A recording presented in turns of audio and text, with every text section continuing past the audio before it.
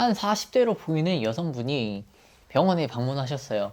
이분이 그 추석 때 김장을 하고 나서 갑자기 허리 통증이 생기셔서 병원에 내원을 하셨는데, 이분이 오셔서 하는 말이 이 허리 통증을 어떻게 없애야 될지 모르겠다고 물어보셔서 제가 한 방법을 알려드렸는데, 이 방법을 하고 갑자기 통증이 싹 사라져서 일상생활 하는데 지장이 없으셨거든요.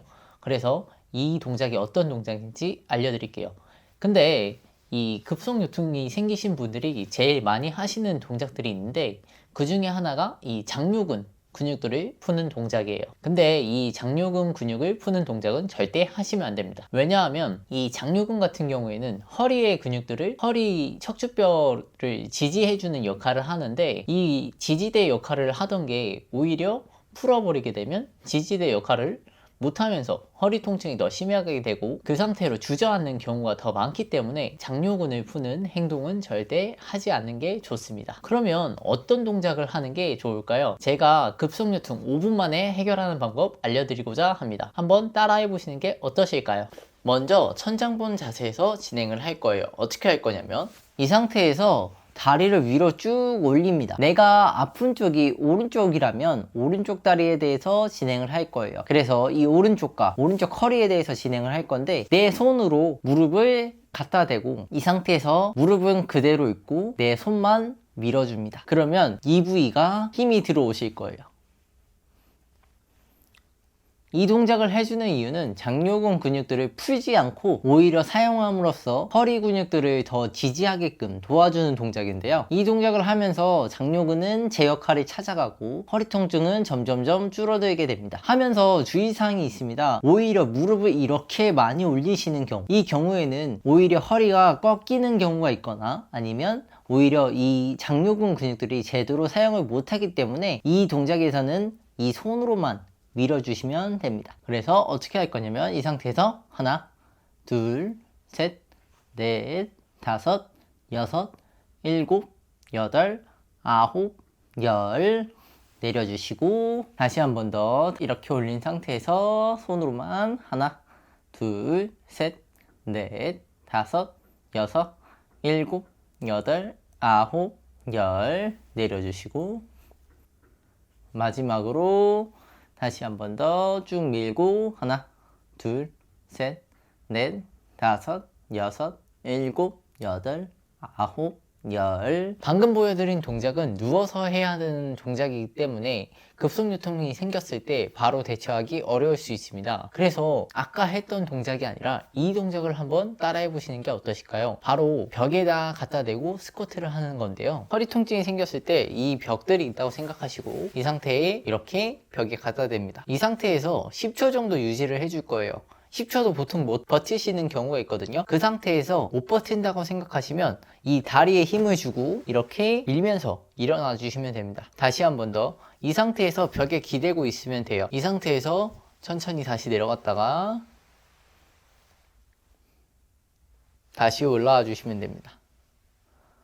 많은 시간이 필요한 게 아니라 10초 정도 이 상태에서 유지해 주시고, 10초도 못 버티겠다 싶으시면 10초 버티지 마시고 5초만이라도 버티고 올라와 주세요. 이 동작을 해주는 이유는 이 허리 근육들의 지지하고 있는 역할을 이 다리에서 버텨줌으로써 오히려 다리 근육들이 사용하게끔 도와주기 위해서 이 동작을 진행을 합니다.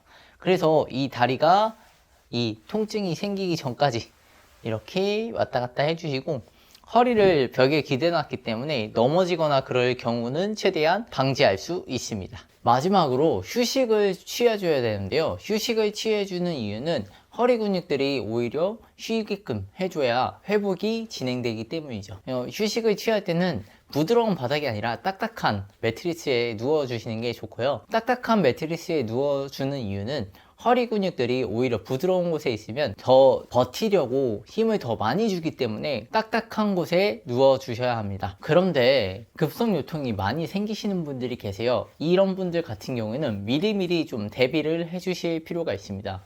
그래서 어떻게 할 거냐면 호흡 운동과 겉에 있는 근육들을 사용하는 방법에 대해서 알려드리고자 합니다. 먼저 코어 운동부터 알려드릴게요. 코어 운동은 대표적인 운동, 버드독 자세를 알려드리고자 합니다. 어떻게 할 거냐면 천장 본 상태에서 바로 진행할게요. 누운 상태에서 다리를 양쪽으로 올리고 팔도 쭉 올려줍니다. 이 상태에서 한쪽씩 먼저 진행을 해줄 거예요. 내가 오른쪽 다리와 오른쪽 허리가 아프다고 생각하시면 같이 해줄 건데, 먼저 어떻게 할 거냐면 안쪽에 있는 코어 근육들을 활성화시켜주기 위해서 다리를 먼저 팔과 같이 이렇게 움직여줍니다. 근데 영상에 보시다시피 제가 지금 다리랑 팔을 쭉 다 펴지 않았어요. 왜냐면 이렇게 하는 이유는 속 안에 있는 근육들이 아직까지 못 잡아주고 있기 때문에 이 자세에서 먼저 겉에 있는 근육들을 최대한 빼고 속 안에 있는 근육들을 스위치를 키는 동작을 먼저 해줍니다. 그리고 어느 정도 적응이 되면 적응한 상태에서 다리를 살짝 조금씩 벌려주면서 팔과 같이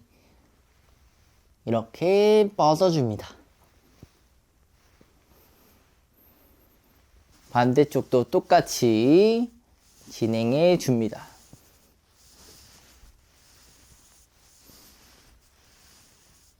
처음 하시는 분들은 이렇게 진행해 주시고, 내가 어느 정도 하실 수 있다 싶으시면 이 올린 상태에서 대각선으로 진행을 해줍니다. 어떻게 하냐면 왼발이 내려갈 때 오른손 같이 내려주시고, 오른발이 내려갈 때 왼손 같이 내려주시고, 그리고 속도를 내줍니다.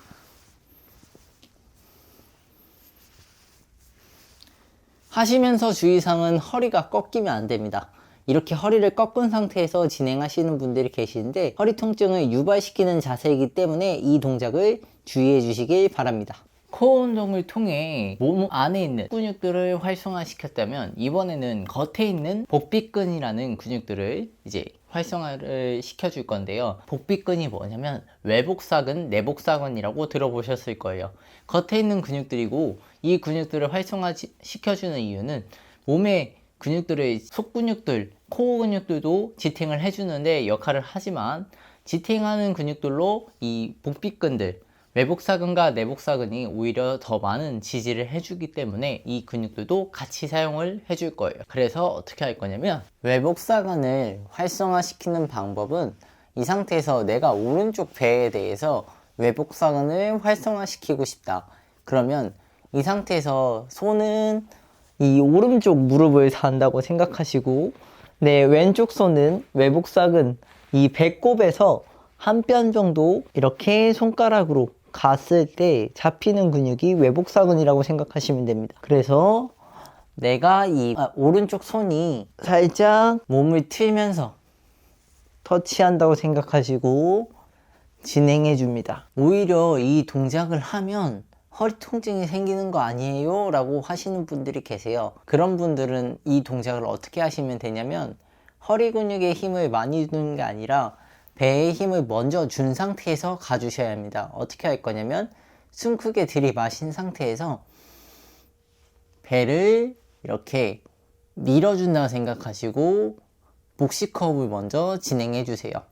복식 호흡에 대해서 잘 모르시겠다면 영상 링크를 걸어둘 테니 영상을 보시고 참고하시기 바랍니다. 이 상태에서 유지하고, 그 상태에서 아까 말씀드렸던 오른손을 무릎에 갖다 대고 이렇게 올라와 주시길 바랍니다. 외복사근을 이제 활성화시키는 방법이, 오른쪽 손을 갖다 대고 왼손으로 이렇게 갖다 댄 다음에 이 상태에서 내가 오른손으로 이렇게 밀고 왼쪽 손은 이렇게 반대 방향으로 밀면서 몸을 이렇게 세웁니다. 그러면 이 오른쪽 외복사근에 힘이 들어가면서 활성화를 시켜줄 수 있습니다. 이 동작들을 하면서 주의사항이, 이 목에 힘이 들어갈 수 있습니다. 이 목에 힘이 들어가는 경우에는 힘을 좀 빼주시고 진행해 주시는 게 좋고, 목에 힘이 많이 들어가는 경우에는 오히려 목에 담이 걸릴 수 있으니까 이 동작을 진행 시에 꼭 유의하시고 목에 힘이 안 들어가게끔 해주시길 바랍니다. 오늘은 급성요통 5분 만에 치료하는 방법에 대해서 알아보았습니다. 나에게 맞는 치료법을 알고 내 몸에 적용해 가면서 내 몸 사용법을 알아가셨으면 좋겠습니다. 오늘의 내용이 도움이 되셨다면 구독과 좋아요 한번 눌러주시고 궁금하신 점이 있다면 댓글에 남겨주세요. 다음 영상에서 더 좋은 내용으로 찾아뵙겠습니다. 감사합니다.